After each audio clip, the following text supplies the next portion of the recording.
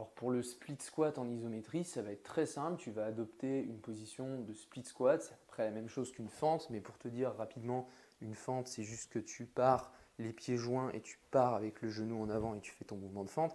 Alors que le split squat, tu es déjà dans cette position avec les pieds décalés et tu fais simplement un mouvement de flexion et d'extension. Donc évidemment, nous ici, on n'est pas en dynamique, on est sur un split squat en isométrie. Donc tu vas adopter la position, tu vas avoir un écartement entre le pied avant et le pied arrière qui va dépendre par rapport à la longueur de tes jambes. Quand tu vas fléchir, l'idée ce serait d'avoir 90 degrés de flexion du genou, 90 degrés de flexion du genou arrière. Donc après, ça va dépendre de toi. L'écartement sur le côté, tu ne vas pas être en ligne comme si tu étais sur une poutre en gymnastique.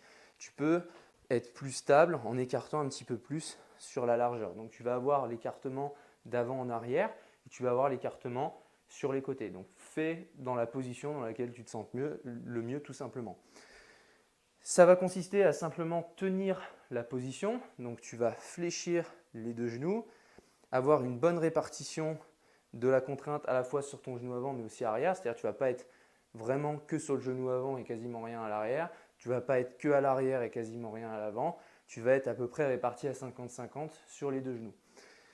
Le degré de flexion que tu vas avoir, ça va dépendre de la douleur. Donc si tu as très mal, peut-être qu'au début, tu vas tenir juste la position, peut-être comme ça.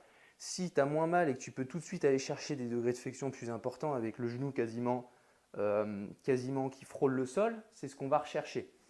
Donc évidemment, pour faire ce mouvement-là, tu vas le faire avec une charge, puisque si tu as par exemple 30 secondes de maintien et qu'il faut que tu aies 10 à 15 secondes de temps en réserve, il faut que tu choisisses une charge qui te permet grosso modo de tenir 40 à 45 secondes. Donc sur les 30 secondes, il faudrait que tu puisses tenir 10 ou 15 secondes de plus.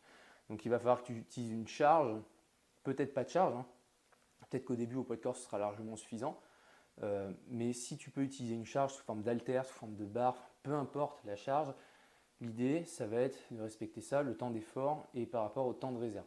Donc tu choisis, je récapitule, tu choisis ton écartement d'avant en arrière, ton écartement sur les côtés, tu fléchis, bonne répartition, jambe avant, jambe arrière, et tu tiens la position. Dans l'idéal, le plus bas possible, si tu as mal, tu tiens un peu plus haut et tu fais moins lourd. Si tu peux être tout en bas et avec une grosse charge, c'est ce qu'on va chercher.